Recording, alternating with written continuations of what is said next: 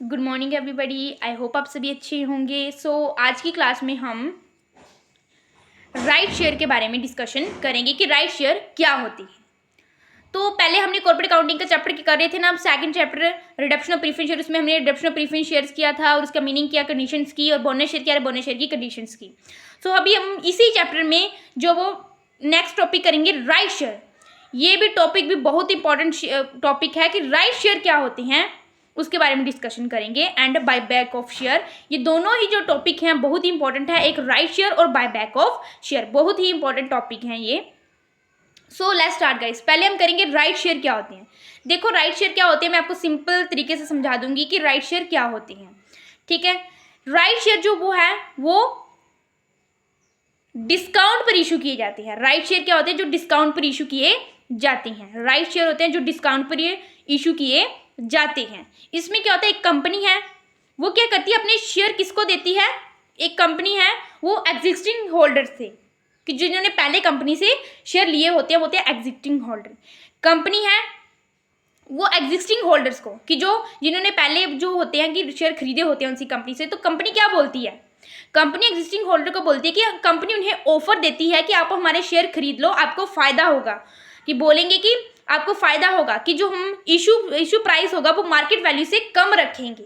जो issue price होगा वो मार्केट वैल्यू से कम रखेंगे, तो ये इनको जो वो ऑफर देती है कि आपको फ़ायदा होगा। ये थे राइट शेयर जो डिस्काउंट पर इशू किए जाते हैं। That is right share. मैं आपको एक एग्जाम्पल से समझाऊंगी अभी।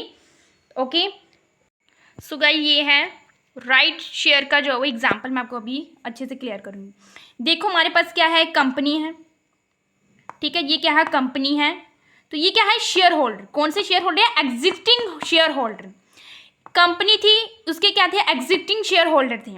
कि मतलब एग्जिस्टिंग शेयर होल्डर थे जिन्होंने पहले से जो वो शेयर खरीदे होते हैं उसी कंपनी से, पुराने शेयर होल्डर होते हैं जो, उनको बोलते हैं एग्जिस्टिंग शेयर होल्डर। तो एक कंपनी है, उसके एग्जिस्टिंग होल्डर शेयर होल्डर हैं। कंपनी ऑफर देती है एग्जिस्टिंग शेयर होल्डर को कि आप हमारे शेयर खरीद लो, आपको क्या होगा, फ़ायदा होगा। कंपनी उन्हें ऑफर देती है एग्जिस्टिंग शेयर होल्डर को कि आप हमारे शेयर खरीद लो, आपको फ़ायदा होगा। तो कंपनी क्या बोलती है कि आपको फ़ायदा होगा, तो हम क्या करेंगे, जो हमारे इशू शेयर हैं, इशू प्राइस है, वो हम मार्केट वैल्यू से जो वो कम रखेंगे। जो हमारा इशू प्राइस है वो मार्केट वैल्यू से कम रखेंगे।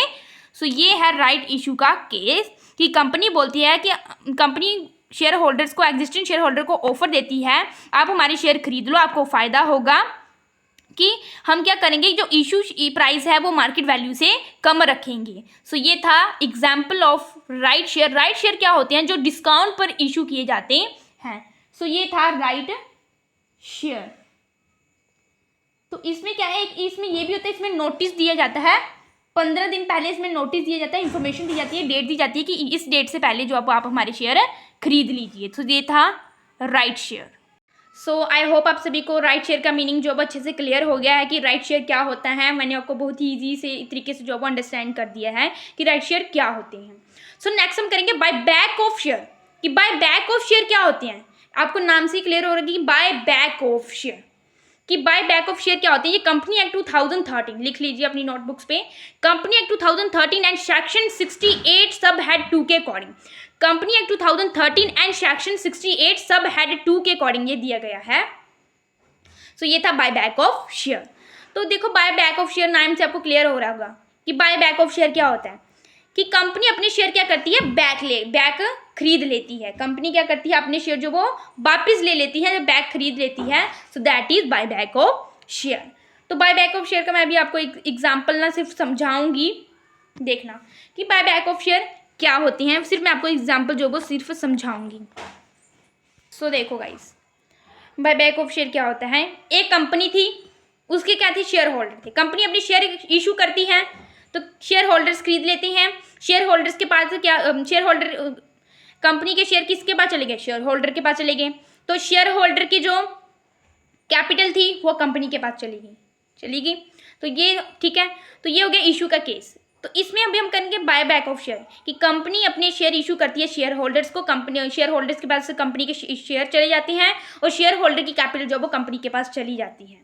तो जो हमारा ए शेयर होल्डर है वो बोलता है कि मुझे मेरा पैसा जो वो वापिस दे दो।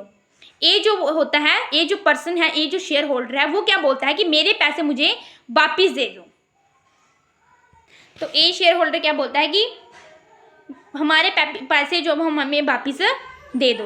तो जो ए शेयर होल्डर है वो क्या करता है कि अपने शेयर इशू कर देता है सेकेंडरी मार्केट में, अपने शेयर इशू कर देता है सेकेंडरी मार्केट में, ठीक है, जिसको हम सेबी भी कहते हैं। तो ए शेयर होल्डर क्या करता है, अपने शेयर इशू कर देता है सेकेंडरी मार्केट को। सेकेंडरी मार्केट क्या करती है, ये अपने शेयर इशू कर देते हैं शेयर होल्डर्स को, जो आगे शेयर होल्डर्स होते हैं। तो सेकेंडरी मार्केट भी क्या करती है, अपने शेयर इशू कर देती है शेयर होल्डर को। तो क्या हुआ कि जो ए के शेयर थे वो किस पर्सन के पास चले गए, आर शेयर होल्डर के पास, कि जो सेबी ने बेचे थे दूसरे शेयर होल्डर को, ठीक है। तो इसमें देखो क्या होगा, जो हमारे पहले था ना इशू वाला केस, उसमें क्या होगा, प्राइमरी मार्केट, और जो दूसरी थी हमारी सेकेंडरी मार्केट में ए ने अपने शेयर इशू किए, वो सेकेंडरी मार्केट थी, तो सेबी में उसने किए, तो वो हमारी सेकेंडरी मार्केट होगी। तो देखो कंपनी क्या करती है कि क्या करती है, अपने शेयर क्या करती है, फेस वैल्यू पे कम पे जो वो इशू करती है, फेस वैल्यू पे कम पे जब कंपनी अपनी शेयर इशू करती है, तो जो हमारी कंपनी होती है उसको उसे लगता है, तो कंपनी क्या करती है, एट पर पे क्या करती है, शेयर को इशू करती है, मतलब कम पे। तो जो सेबी होती है वो कम पे करती है, मतलब सेबी करती है कम पे, वो इक्विटी शेयर एट पर पे ही करते हैं। जैसे फेस वैल्यू जो होगी 100, तो 100 पे वो शेयर इशू कर देती है शेयर होल्डर्स को, कंपनी शेयर होल्डर्स को कर देती है। और ए शेयर होल्डर किसको, जो सेबी होता है, सेबी क्या करता है, उस पर कम पे इशू करता है। तो जो कम पे इशू करता है, तो शेयर होल्डर सेबी से खरीद रहे हैं कि ए के शेयर होल्डर किसने लिए थे, आर ने। तो कंपनी को लगता है कि ये डिस्काउंट पे इशू करें, तो कंपनी क्या करती है, अपने खुद के शेयर खरीदने जो वो सेबी से आ जाती है। तो कंपनी क्या करती है, अपने खुद के शेयर खरीदने जो वो सेबी से आ जाती है।